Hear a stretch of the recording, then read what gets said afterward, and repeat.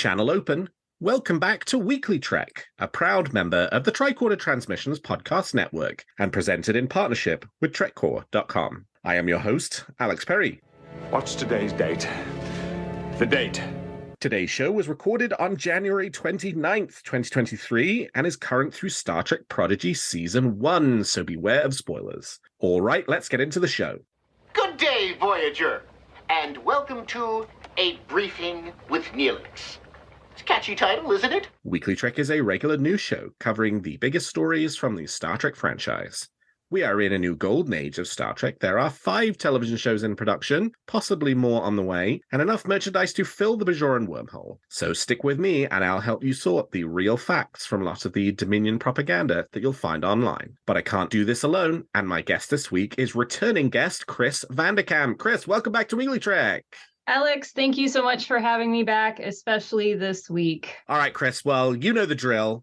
I want to know something that's got you excited about Star Trek at the moment. What's got you moving at Warp 10? Well, I mean, I know we're going to talk about this, but I am so pumped for Star Trek Picard in a couple weeks. Yes. I think it looks so good. Everything that we've seen looks so good. Next Generation was really like the first Trek I was exposed to. I was, of course, not around when the original series came out, but I was old enough to watch TNG when it was broadcasting originally. And so that and DS9 really shaped, I think, my whole approach to the fandom. So getting this chance to indulge in nostalgia, it's a huge trip down memory lane for me to get to see what are all these people up to now. And so I'm really excited for it. And everything we've seen looks so good. Yeah, I mean, obviously we will get into what we have seen in tonight's trailer in a little bit, but I mean, from the moment that Star Trek Picard Season 3 was announced, to go back, it was not quite a year ago, it was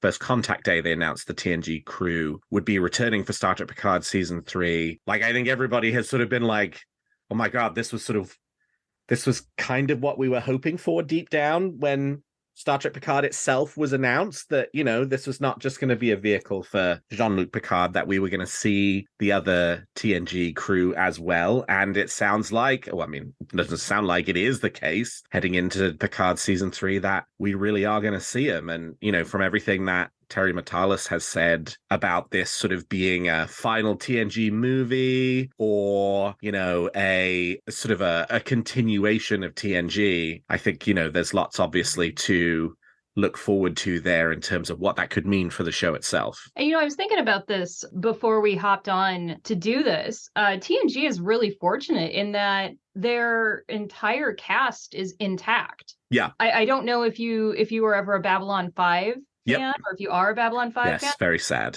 Yes, that so many of their original actors have passed on. Straczynski's even talked about it, like the project that's been in development hell is partially a reboot because so many of the original cast are gone. Yep. But TNG is very lucky in that they're all still around, and they're all still, more than that, they're all still able and willing and excited to come back. Yeah, it's good fortune for the TNG cast that that's the case. It's not even the case for all of the Berman era casts, right? Obviously, the Deep Space Nine cast has been hit with a couple of losses as well. That means that, you know, you couldn't kind of have a full cast reunion in the way that you can for TNG. And so, yeah, we're just really lucky in so many different ways. All right, well, let me tell you what I'm feeling good about Star Trek this week. And honestly, it's the same thing, Star Trek Picard Season 3. And we're going to talk plenty about Season 3 in this episode, the great trailer that just dropped in the AFC Championship game about 10 minutes ago as of the time of recording. But I'm going to use this section of the show just to sort of offer a mea culpa, which is, so as many of you will have seen, there is a lot of press reaction taking place online to Star Trek Picard Season 3. Lots of people tweeting about having seen screeners for the first 6 episodes of the season and talking about, you know, sort of their reaction, right? Supposed to be non-spoiler reactions. I will say that I don't think everybody is sort of super abided by that, at least. Like, they probably abided by the letter of the law, but maybe not by the spirit of the law. I think a few of the kind of tweet reactions have probably gone a little deeper than I personally would be comfortable with sharing. And so my mea culpa is that I'm also one of those people who have seen the episodes of Star Trek Picard, and I thought about how that would then I would approach doing this episode in which we're going to talk about the final trailer. And, I considered sort of pretending that I hadn't and just kind of avoiding, talking about any of the details from the season, which obviously I'm going to do anyway. I'm not going to talk about what I've seen. I think everybody sort of deserves the opportunity to see the season fresh. And so all of my comments in this episode are 100% just based off of what has been publicly released and what's in the trailers to date. But it didn't feel right for me not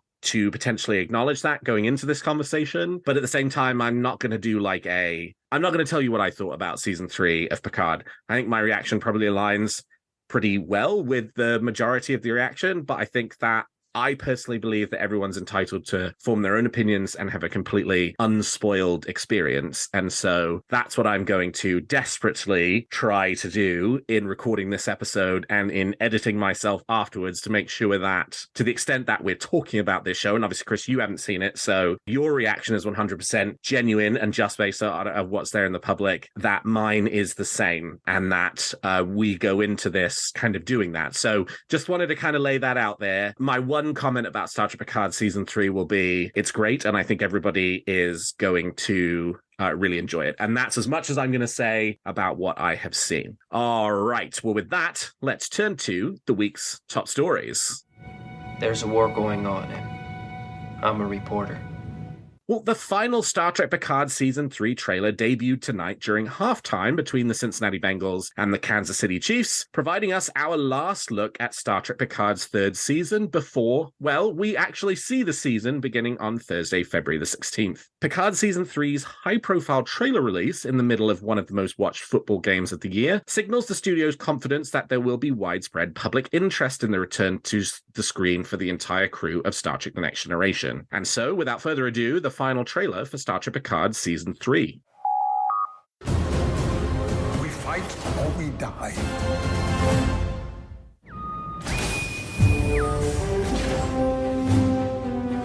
Admiral on the bridge. And Captain on the bridge. You will probably find this inspection boring for the likes of you two. Boring? Well, we won't be blowing things up. Taking or engaging in fire, crash landing expectedly or unexpectedly. Those were the days.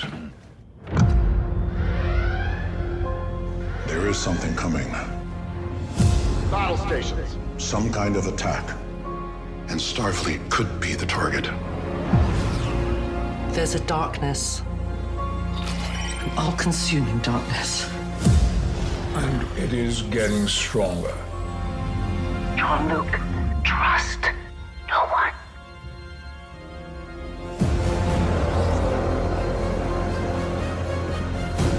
Jean-Luc Picard. We will have vengeance. You and I have traveled to the far reaches of space. But something's different now. This is the end, my friend. Geordi! Such pathetic old warriors. I, too, was once irrational, violent. Is anybody you know still the person you knew? This is life or death. It's always life or death, Jean-Luc. When has it not been? With each ticking moment, I will take another piece of you. Battle stations! Survival. Human nature, pal. We fight or we die. Hold it! Gun it! I need you. All of you. We're with you. Always. Engage!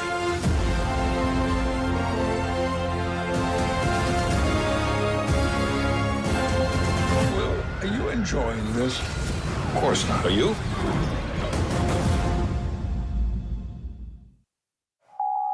In addition to the trailer, we also learned about 2 new characters this season. Ed Spielers, known for roles in Outlander and You, will appear as a currently unnamed series regular who aids Beverly Crusher's medical efforts on worlds Starfleet has forgotten. And Todd Stashwick, a favorite of Picard showrunner Terry Matalas, who was so good in 12 Monkeys, will also appear in a recurring role as captain of the USS Titan. Stashwick is taking his second tour of duty on Star Trek. He actually played a Romulan spy at the Vulcan High Command in the season 4 Enterprise episode Kiashara. Chris, what was your reaction to the final trailer for Star Trek Picard season 3? Well, I had to watch it twice. Of course. To let everything sink in, and I'm probably going to watch it a couple more times. You mentioned some of the reactions on Twitter were a bit perhaps more spoilery than you yourself would go to. And I was remembering one of them that I don't think is too spoilery, but it really rang in my head about how the emotional weight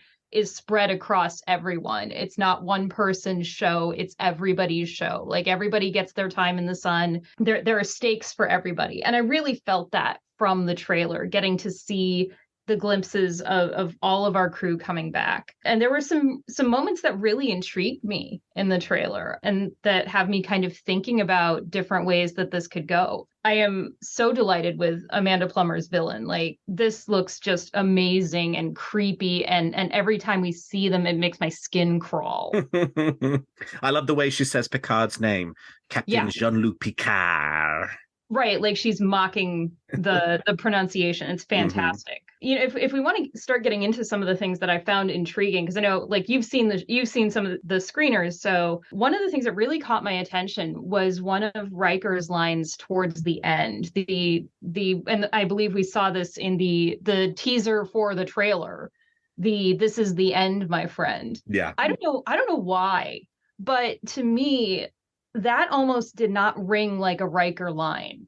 It sounded a lot more like a Q line. And there's probably nothing there, but it seemed just the tone and the phrasing was a little, it just didn't say Riker to me. And I found that really intriguing.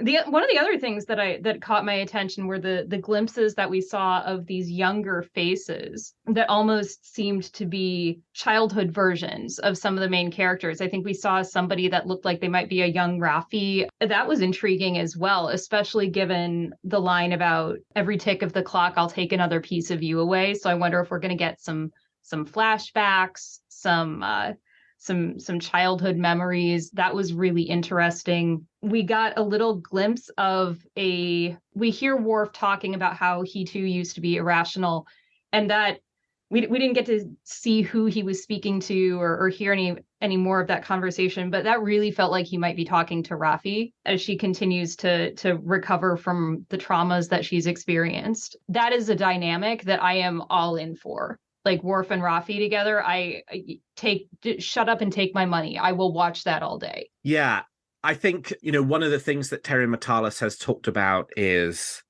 he's kind of said this a few times in interviews. In fact, I think he even talks about it in the very next interview that we're about to talk about in this episode, the way in which Star Trek Picard season 3 sort of sets up a next generation, that it's a bit of a generational handoff. And I think you are starting to see that in this trailer with some of these younger characters. Like, we know from the casting announcements today, right? Todd Stashwick and Ed Spielers. This is a show that is not just the 7 main TNG cast members. I mean, we've known that forever, right? It's also got Jerry Ryan. It's also got Michelle Hurd. And it now has these additional characters that we're just starting to get a look at. And I think there's that sort of piece about passing to the next generation is one that we'll probably learn more about as the show starts to get underway. I'm here for it. Whether it's something with younger versions of themselves or whether it's the next generation, I'm here for it. It just, I'm so delighted that we're being given this, and it just looks so amazing. Yeah, I love all the action too. Like, this really feels like a Star Trek adventure, right? We're in space. I think that was one of the things that I enjoyed season 2. And I know a lot of people had some mixed feelings about it.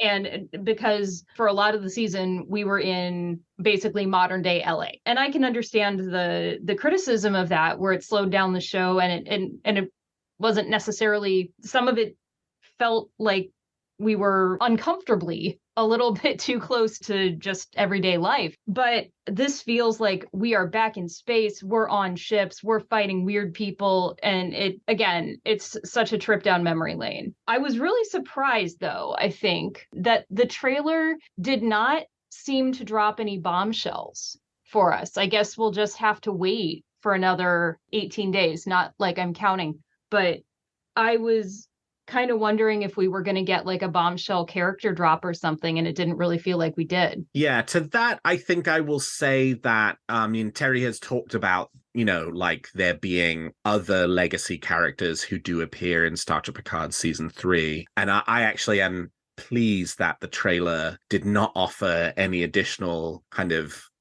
announcements about characters or things that we might see. It grounded our understanding of the show and the story and what has been released already, rather than kind of expanding that out again in a big way. I mean, there was a quick shot of Moriarty, there was a quick shot of Lore, there's a quick shot of Amanda Plummer. Each of, you sort of see each of the TNG main cast. But just because it was not in the trailer does not mean that there is not some very fun stuff coming. And I'm glad that everybody will be just as surprised by that when it arrives as I was. Yeah, there's definitely pros and cons to either approach. Like you drop it in the trailer, everybody gets even more hyped up about it. But you've mentioned it, we know it's coming, but we don't know until we see the show. There's benefits to both approaches. Yeah. I think you and I actually did an episode together where we were talking about theories for those legacy characters. So we'll see. Who do you think?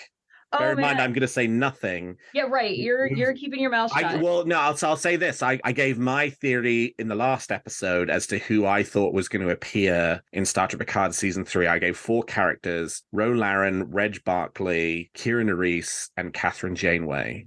So who's on your list? Barkley was on my list. He's such an oddball. And it would be kind of interesting to see what he's up to. And I think, he kind of speaks to the spirit of Trek, where even people who are different, who think differently, who might be a little socially awkward, let's ignore some of the more cringe stuff from TNG and focus on some of the positives, that even they find, and anyone finds a place in Starfleet, in the Star Trek universe. Everybody finds a home, everybody finds a family. So I think that would be a nice kind of nod to those ideals of Star Trek if we got to see Barkley. And kind of the same thing with Ro. I don't know about Janeway though. I feel like the focus on her is really Prodigy at the moment. Kira is really intriguing. And I hadn't really thought about the DS9 folks, but I could totally see Kira showing up. I love Nana Visitor. She's such a delight to see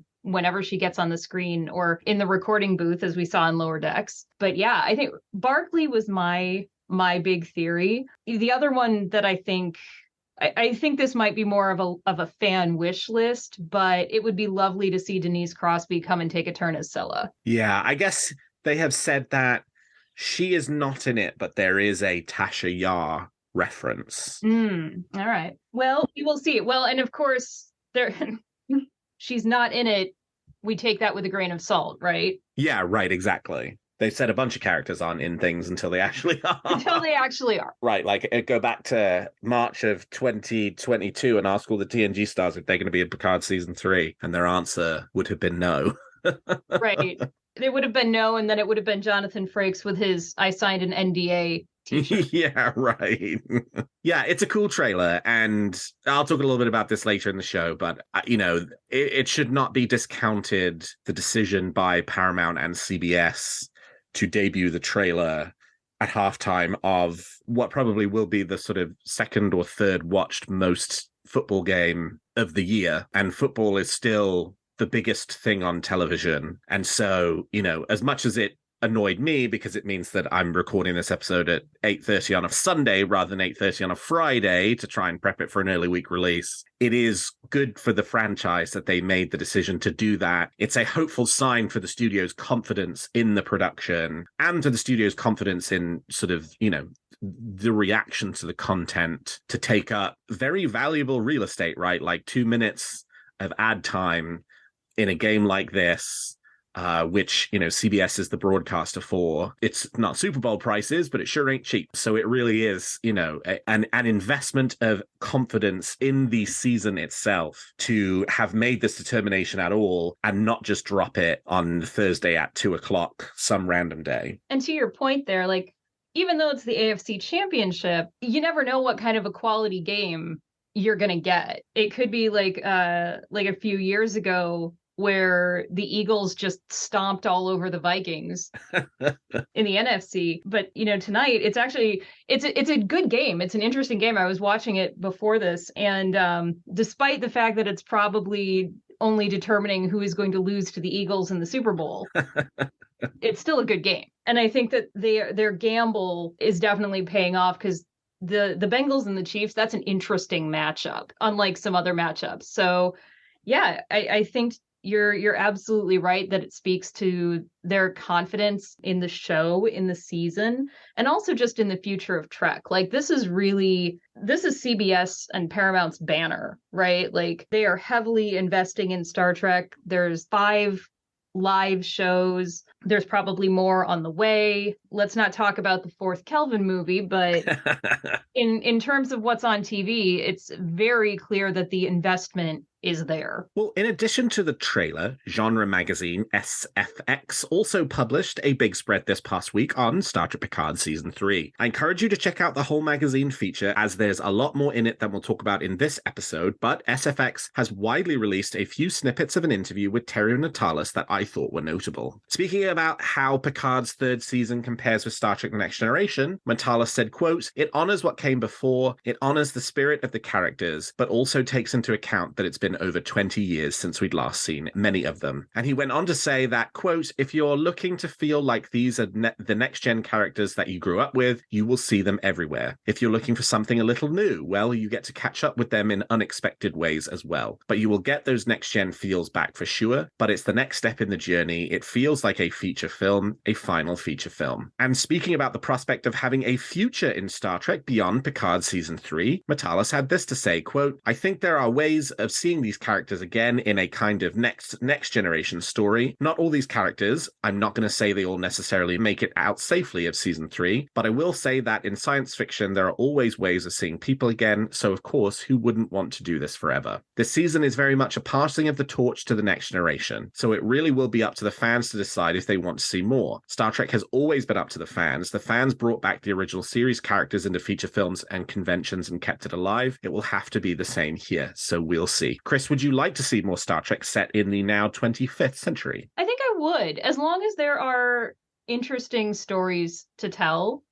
I'm here for it. I think, I trust Terry Natalis. He's obviously very invested in this. And I think, just based on what he said and also some of the reactions that are coming out, I think that he has not treated this project lightly. I think he knows the legacy that he's working with, the legacy of the characters, the cultural impact, and it doesn't seem like he's treated that lightly. And I think that that we're going to see the result of that. So yeah, I mean, this is an interesting era, and Picard Season 1 and a little bit of Season 2 really touched on it, that this isn't quite the Starfleet that we've always seen. We've got to see a little bit more of the darker side of it, the politics, the bureaucracy, the having to make decisions where there are no good choices. And that to me is always interesting. I mean, I'm always here for the Trek problem of the week that can be solved in 45 minutes or less.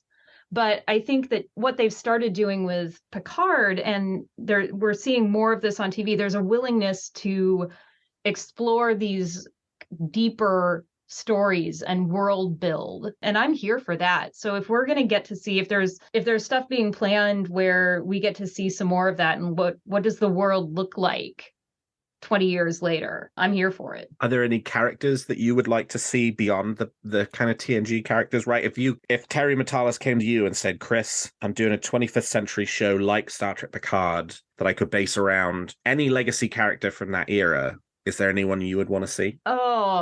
Oh God, I'm going to date myself. But Alexander Siddig was probably one of my first real crushes.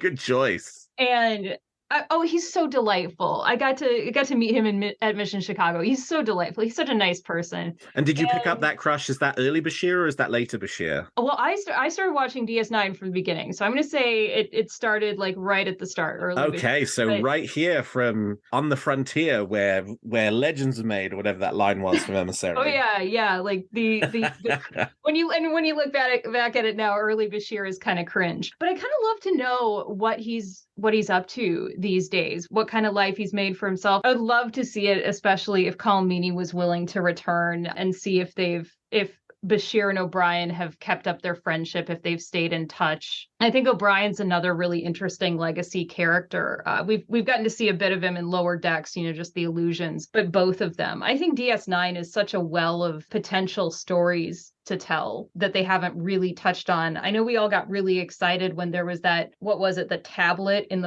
one of the first trailers for Picard. Yeah. Yes, that ended up being nothing. Yeah, that we thought might be, is Cisco coming back? Are we doing something with the Prophets? And I was really excited about that because, again, I think that there's a lot of stories to tell there. But to your point about legacy characters, I think I'd kind of like to know what Bashir and maybe O'Brien are up to. Buddy cop comedy. I'm here for it. Or maybe it's just they now get together periodically just to like take vacations together to go into the holodeck and play kind of out weird simulations. And each episode is a new, different holodeck program that they put together for themselves.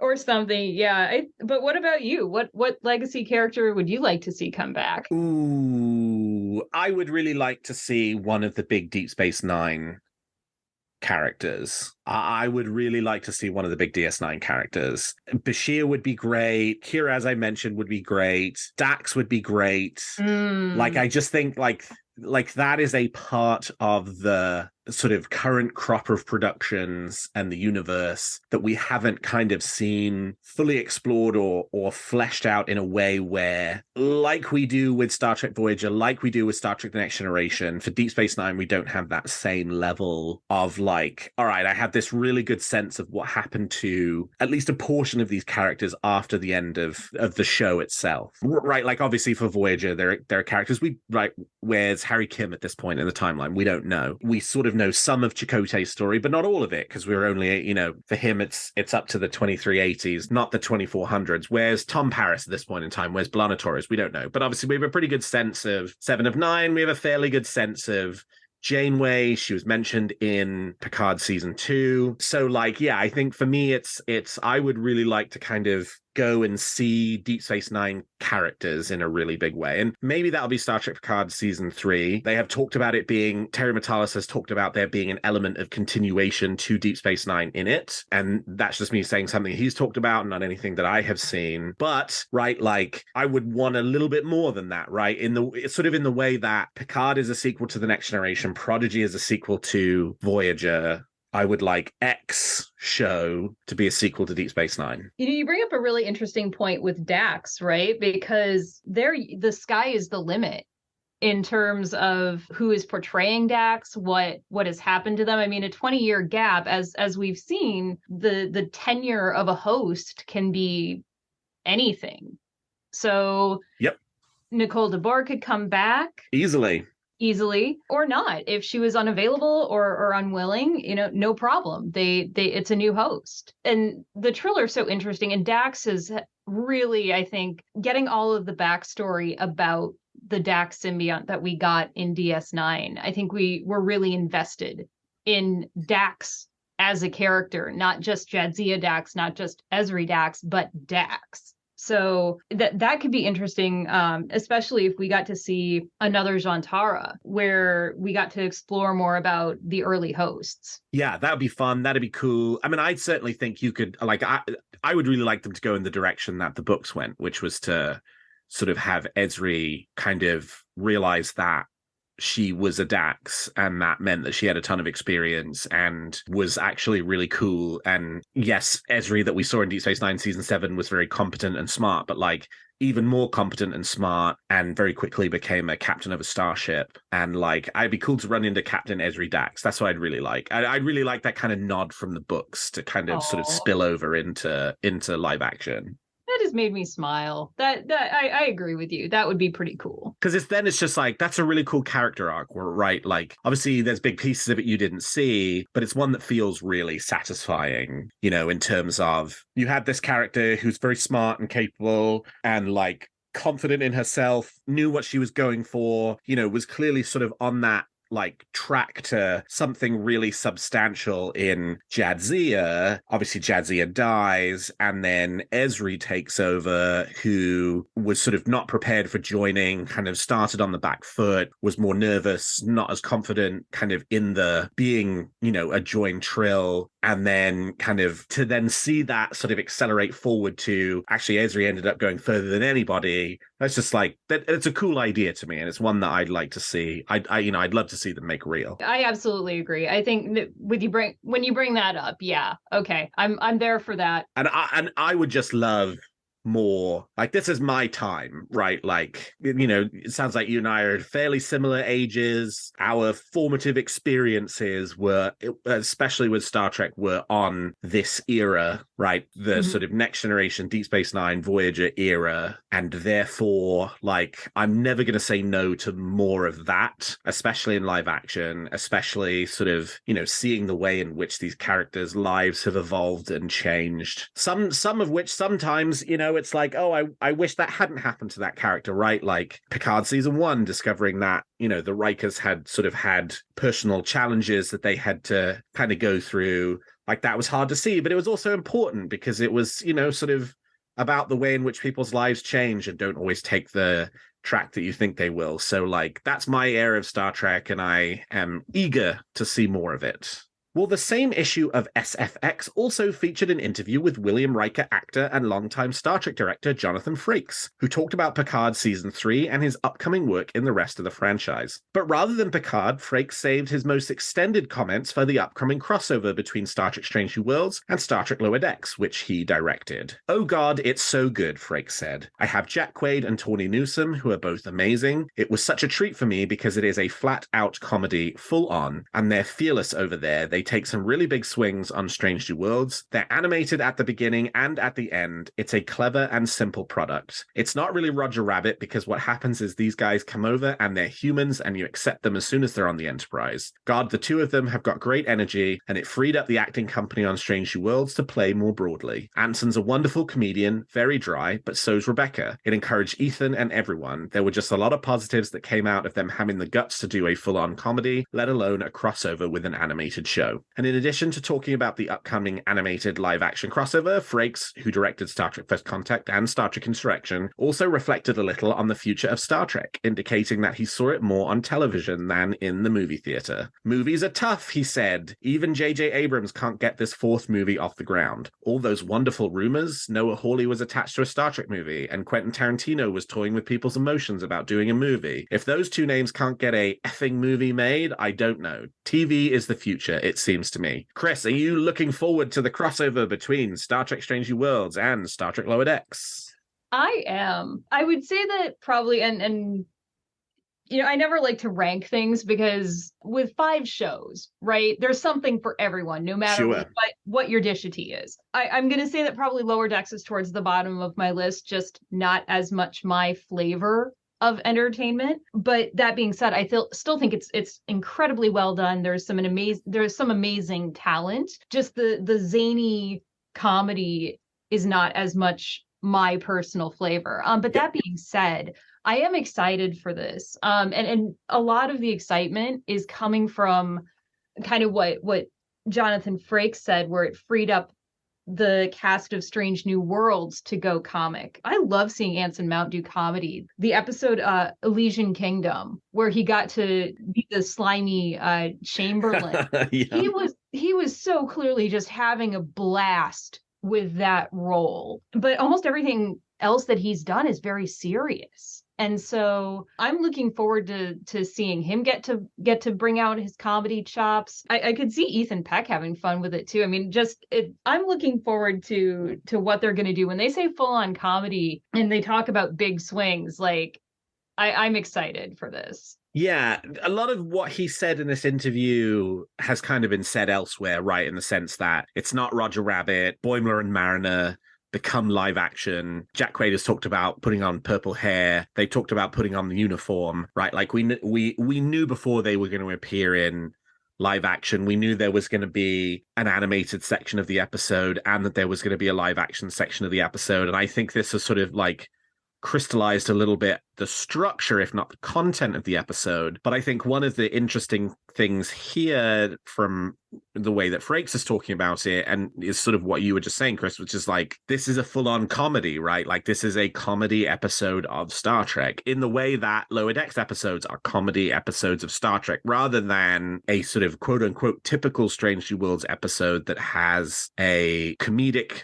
couple of characters in it in the form of Mariner and Boimler. Like, it is going to be really fun and funny, I think, to see sort of like, oh, what would Anson Mount be like if he was on Lower Decks, right? Like, he might still be live action. We might not see animated Captain Pike, but it sounds to me like we're going to see a Lower Decks episode-esque version of live action Strange New Worlds. And like, that's cool. That's interesting. That's fun. I like that. You know, again, it's sort of this like taking big swings with the franchise and being experimental and trying new things. And I'm a big fan of that idea of having just kind of coming to the table and saying, yes, we're going to do a Lower Decks Strange New Worlds crossover. And yes, most of it is going to be set on the Enterprise and it's going to be live action and it's going to be Mariner and Boimler, but they're going to be live action versions played by Tawny Newsome and Jack Quaid. But it's going to be a full-on comedy. It's, you know, maybe it'll feel a little bit like an episode of Lower Decks in that way, but with a Strange New Worldsy kind of twist, right? Like, everything I hear about this episode just makes me more just so interested to see it. And I'll be really curious when the first trailer comes out for Strange New Worlds Season 2, which must be soon, I think. It's gotta be. It's gotta be, right? Now that we're actually getting to Picard Season 3, I think they're going to have to start looking to what comes next, you know, in the relatively near future, especially if Strange New Worlds is expected to follow on not far behind Picard Season 3, which I think is extremely likely. I'll be very curious to see if anything from the Lower Decks crossover episode makes it into the Strange New Worlds Season 2 trailer, if they decide to kind of hold that back and make it more of a surprise. Yeah, I think you're right. I think we've got to get it soon, because if they're looking for that spring-ish release slot that they did last year for season 1, time's ticking. Time's ticking. And we don't even have a confirmed release date yet. We do not. So yeah, we'll see. But I think, you know, one of the things, and you sort of alluded to this with what you were saying, I think one of my favorite things about Strange New Worlds and their episodic format is that they really get to play with genres, probably more than any of the other shows do now. And this is kind of a harken back to the Berman era, where things were more episodic, where they've gotten to play with different flavors every week. We got horror, we got romance, we got epic space battle, you know, in the first season. And I think that this is just one more. We get to play with genres. All right, well, what haven't we done yet? Let's do a comedy. Let's do a flat out full on comedy. And that's one of the great things about Strange New Worlds, is that every week we get something different. Yeah, it's really, really exciting. I'm very much looking forward to, you know, seeing it play out. And I could see where some folks might be a little bit nervous about this, right? Because it does feel like a big swing, as Frakes acknowledges, like that they're fearless over there at Strange New World. Yeah, right. And they take some big swings. But I will say that, you know, I can't think of a better person to take that big swing than Jonathan Frakes. Yeah, absolutely.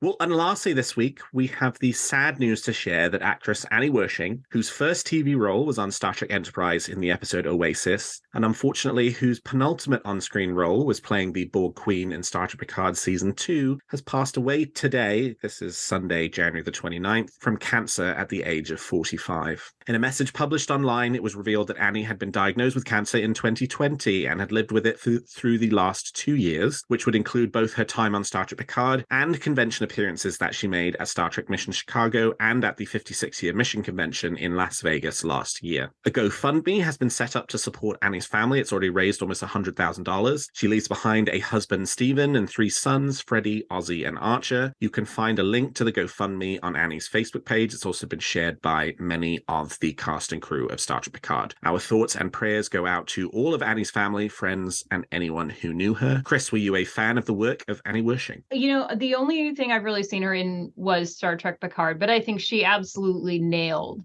the Borg Queen. Speaking of things that make my skin crawl, she was just perfect. And then, you see her in real life, and she is just this sweet, kind individual that was just bubbly and excited, and she was clearly thrilled to be part of the Star Trek family, and to be coming back to the Star Trek world in this Borg Queen role. Like, she owned it. Like, I know you were at Mission Chicago too, and you got to see her running around with that paper green crown on her head. But she was just clearly having a ball. And I think, knowing this now, it is absolutely clear that she was taking the maximum amount of joy in every single day that she had, and treating every day as a gift and an opportunity for that joy. And I'm sad that we won't get to see any of her other work. I forget the name of the person, but there was someone that had worked with her many times that posted he was trying to find her part in The Boys. So one of the execs on The Boys. Don't recall what his name was, but I've been watching The Boys and I went, oh man, if they could have found a place for her. But I do have a story from Mission Chicago to share about, yes, please, about Annie. So one of the folks in my friend group that went to the convention brought this wearable Borg cube that she had made. And it's made kind of like a mascot costume, where you basically just put it over your head and there's holes for your arms and stuff. Yep. And you can walk around wearing this cube. And we did a photo op with the Picard cast. And the look on Annie's face when Natasha showed up in that Borg cube, and Natasha, my friend, goes, "Hi, Mom." And she just lost it. Like, she was just over the moon, delighted that somebody that somebody did this, that she was wearing a Borg cube. It was so sweet, because she asked us to hang out for just a second after the actual photo op so that her handler could take a picture for her. That's great. I love that. Yeah. I also found out at Mission Chicago that Annie and I attended the same college. Oh, really? Yeah, we both went to Millikan University in the theater program, and I think she graduated the year before I started, so we never crossed over. But that was an interesting little factoid that I learned at Mission Chicago. Oh, that's funny. Small world. It is. Especially Millikan is about a 3,000 person private college in the middle of nowhere in the Midwest. So very small world. That's a great story. I love that story. Yeah, I mean, obviously this is a huge tragedy for Annie. I mean, she was only 45 years old. But in that time, she, gave certainly us in the Star Trek world a lot to enjoy, right? It is notable that her first career appearance was in Star Trek with Oasis of Star Trek Enterprise. And then, one of her almost very last pieces of work that she did was also Star Trek. She was a fabulous Borg Queen. I thought the Borg Queen performance was one of the absolute highlights of Star Trek Picard Season 2. Played so well with Alison Pill, was really menacing, like a real kind of continuation of the legacy of that character created by Alice Krieger and Susanna Thompson, but also kind of making the role her own too, given that this was an alternate timeline Borg Queen, so it didn't have to be sort of an exacting recreation of that performance. And I think Annie definitely kind of put some of her own spin on it in a way that I thought was really interesting and worthy of the role. And I'm so pleased. I also had the opportunity to meet her. I got a picture with her at Las Vegas in the summer, and I'm really pleased that I was able to do that. And yeah, seeing her at Mission Chicago and then seeing her again in Las Vegas, she was really kind of enjoying that experience of being among the fans. And, I'd imagine as an actor, particularly if you're not doing the kind of big genre stuff a lot where you end up going to Comic-Con type things, that you probably don't get that level of like immediate fan reaction to the work that you do, right? It's not like there's if you're like 24, for example, right? She was in 24, was excellent in that too, but it's not like there were 24 conventions that you could go to, to kind of meet the stars of 24, right? In the way that there are for Star Trek, and as a result to kind of get that individualized attention from fans. And so I'm really glad that was something that she got to experience and that we got to kind of share that with her in the last year since Picard season 2 was on. And I'm really hoping that when Picard season 3 premieres, there is enough time for them to include a dedication to Annie in the first episode, given that she had such an important role for the series overall. Oh, agreed. And I think you make a really good point in the work that she took on as the Borg Queen, because that's not an easy line to straddle. No. Where Alice Krieg and Susan Thompson, those were great performances. I think Alice especially just stands out as such an amazing performance. And you have to know that your work is going to be compared to those who have gone before you. And straddling that line where the work is an acknowledgement and an homage to what has been done before, while at the same time making it your own. She did it masterfully. Our thoughts and prayers are with Annie Wershing. All right, well, we've talked about the facts, and now let's speculate on what's going to happen in the future of Star Trek. You make some very good points, Captain. But it's still all speculation and theory. Each week, my guest and I give you a wish or theory we're nurturing about any of the shows or the future of the franchise. So, Chris, let's hear your theory or wish for this week. All right. Well, there was another exciting thing that happened this week that I wanted to mention on the show. It's the second issue of Illyrian Enigma dropped. Yes. And, the more, and I won't spoil it for those who haven't gotten to read it yet. But what I will say is that more and more, I don't understand how this is not the first episode of the second season with the story that they are unfolding here. I don't understand how we are not going to see this on screen. I don't understand how that's going to work. So my theory is that we are going to see it, that this is sort of a preview of the first episode, because like I said, I can't understand how it can't be. Yeah, I will confess I have not read the Illyrian Enigma yet, but yeah, it is interesting, right? I mean, it's cool that they have this sort of, they have been really bad about getting tie-in material out at the time that it makes the most sense for it to be out, right? The setup novel to Star Trek Picard Season 2 came out 6 months after the conclusion of Star Trek Picard Season 2. Like the setup novel for Discovery Season 3 didn't come out until a year after Season 3. And there have been all kinds of reasons for that related to COVID and supply chain and whatever the hell is going on with the Star Trek novels. But it's really cool that the kind of comics have gotten into a better, easier cadence in which that has become possible, where they have a season 2 setup comic, and it is taking place shortly, we think, before the premiere of season 2, certainly within the period of time in which season 1 has ended and before season 2 has started, and that's really cool. But yeah, it will be fascinating to see what episode 1 of season 2 ends up being. How much will it tie into the cliffhanger, right? I mean, it's an episodic show, so theoretically, they could just be like, oh, it's good to have you back, number one. Can't believe all that stuff that happened. But in some ways, it feels like the audience probably wouldn't love that very much since it was set up as a cliffhanger. So yeah, that's really interesting. I guess we'll just have to see what happens. And I think, like, to your point about the approach of all that stuff happened, I do recall, and I agree with it, that there were some rumblings about how number one and Rebecca Romijn were not used as well as they could have been, or as often as they could have been. And I think that would just be one more disservice to the character, because the way that the cliffhanger was set up at the end of season 1, like, there's some implications that we're going to see a lot more of her, that there's journey that's going to unfold there for her future. And if it gets kind of shafted off into the comics, like, oh, they dealt with it on the page, so we don't need to deal with it on screen, I think we're going to hear those rumblings come back and be a little bit louder. Like, this was such an interesting story, an interesting setup. Why did we not get to see it? Yeah, right. Like a great setup for a number one episode. If there's not a number one episode that comes right after that, then what are they doing?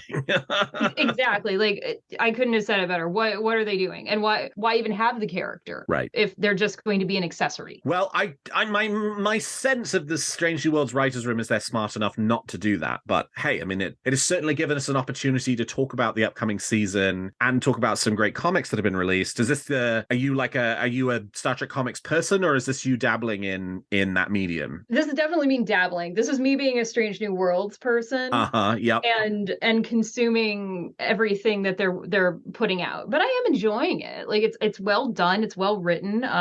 The second volume or issue definitely ended on a very intriguing cliffhanger. So I won't say any more than that. Again, for those who have not read it, but if you're waiting on your physical copy to show up in the mail, you're in for a treat. Speaking of books that should have been published ages ago as set up to something that's long since passed, the Star Trek Strange New Worlds premiere novel, which was supposed to be a season 1 novel, is coming out in a few weeks, and I just got my review copy and I haven't opened it yet. But that's a very chunky book. I think people are gonna, if you like Strange New Worlds and you like long reads, this one seems like it ticks both of those boxes. Ooh, I'll have to look at it. That's High Country, right? Yes, by John Jackson Miller. Well, now that grad school is done, I can actually read for pleasure again. I like many folks, I only have a finite amount of brain cells that can be devoted to reading, and grad school consumed all of them and then some. So I got to read just this last weekend. I actually sat down and read a book for pleasure all day on last Sunday, and it was the first time I had done that in months. Well, you're much quicker off the block than I am. I think it took me about 5 years to read again after graduate school. Well, I've been looking forward to it. It was Stephen King's new book, Fairy Tale, and it was great, and it just was a lovely Sunday in front of the fire. But if I'm definitely getting back into the mood for big long reads, and High Country looks like it's going to be a really good story from the blurbs that have been released. So I should add that to my list. All right, let me give you my theory, and it's just a real quick one because it does relate to Star Trek Picard season 3. And again, this is not commenting on the content of season 3 itself. This is just sort of expanding on something a path I started to walk down a little bit earlier, which is because of what Picard season 3 is, right? A reunion of the TNG cast. And given that TNG was one of the biggest shows on television when it went off air, I think that Picard season 3 is going to break into the public consciousness in a way that we've only seen Strange New Worlds season 1 do really before today, right? Like when Strange New Worlds season 1 was premiering last year, it felt different. It felt different in the sense that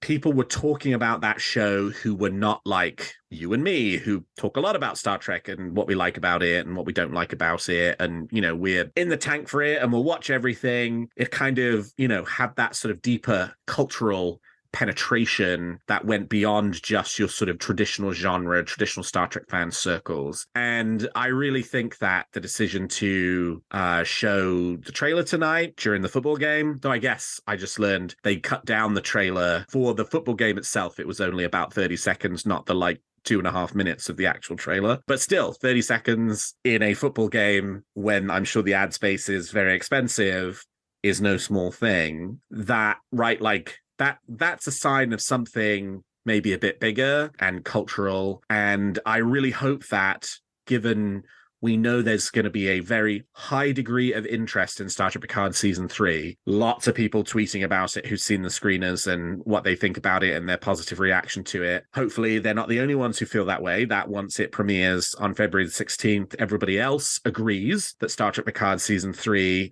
is great, that it's a good opportunity for us to take advantage of a moment in time and a moment of people's interest to kind of say, hey, remember Star Trek? Remember you liked The Next Generation? Maybe you'll like this Picard season 3, and maybe you might then like some of these other shows. And I just think this is a really good opportunity for the franchise as a whole to capitalize on the interest of the public. Strange New Worlds manufactured its own. Picard season 3 is coming into it with a bit of a cachet, given the sort of what it is and who the actors are who are returning, and the fact that it is something big and it feels quite special. And so I'm excited excited to see how we feel 3 months from now, once the season is over, about what the impact of Star Trek Picard Season 3 will be on the franchise as a whole and its cultural place in the American and global consciousness. And that's my theory. It is interesting you say that, because we've noted, I think, before that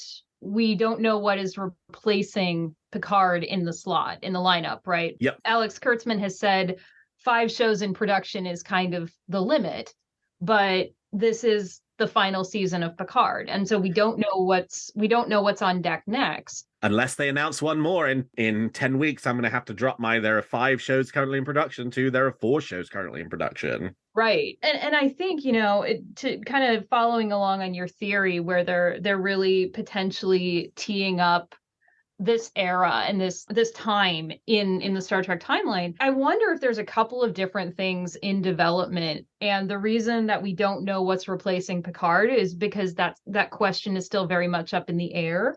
And the answer will be determined by the reaction to Picard. Yeah. Like I could see the studio having a couple of shows in development and saying it's either going to be show A or show B next, and show B is a continuation of these stories, and we'll see what the interest is. That is such a great place to leave it on, because it sort of comes back to that quote from Terry Matalas that we talked about earlier in the show. This season is very much a passing of the torch to the next generation, so it will really be up to the fans to decide if they want to see more. Star Trek has always been up to the fans. The fans brought back the original series characters into feature films and conventions and kept it alive. It will have to be the same here, so we'll see. Which I think is him saying exactly what you just said, right? That, I think fan reaction to Picard Season 3 is going to play a really important role in what comes next, which is not to say that if folks watch it and don't like it, that you should then be like, I love this, even if you didn't like it, right? Everybody's entitled to their own sort of individual reactions to the season. But I think if we like it, and if we decide we would like more of it, it's probably incumbent upon us to say that. And I would not be surprised to discover that part of the momentum that they are trying to create with all of the positive feedback that is currently being shared online by those who have been incredibly lucky and privileged and so grateful to have had that experience is not potentially part of that too. Well, we've seen firsthand the power of the fans with getting Strange New Worlds. Exactly. Yep. We demanded more Pike and we got it. We've still got it. We can still do this. Do you have a theory or a wish for Discovery, Picard, Strange New Worlds, Lower Decks, or Prodigy that you'd like to share? Tweet them to me at WeeklyTrek or email them to me at weeklytrek@thetricordertransmissions.com, and I might feature your theory in a future episode. Well, that's all the time we've got for this episode of Weekly Trek. Thank you so much to my guest, Chris Vanderkamp, for joining me today. Chris, how can people contact you if they want to continue the conversation? I'm still on Twitter, so you can find me there still. We'll see how much longer, but it appears to stabilized a little bit, but I am on Twitter at Starfleet STGMGR. And you can find this show on Twitter at WeeklyTrek and me at Alexander T. Perry. And if you enjoy the show, please consider leaving us a 5-star review on your podcast player of choice. And please check out some of the other great shows on the Tricorder Transmissions. And if you like our shows, please also consider becoming a Patreon of Tricorder, which you can find at patreon.com/the Tricorder Transmissions. And lastly, if you're looking for Star Trek news on the internet, I hope you will turn to TrekCore. Well, thank you, Chris. Thank you to all of my listeners. And until next week, live long and prosper.